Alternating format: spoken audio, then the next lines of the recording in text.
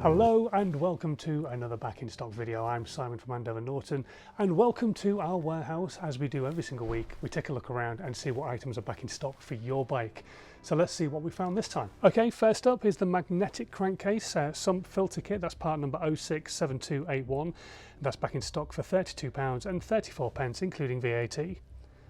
Next is part number 131879, the engine valve set inlet exhaust for the Norton Commandos 750 and 850, and that is £83.94 including VAT.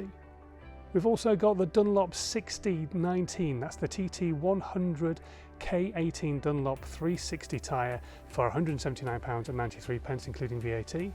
Part number 131807, the Woodruff key set is £13.14 including VAT. Next up, 131911, the Amal Monoblock 376 is £300.67 including VAT.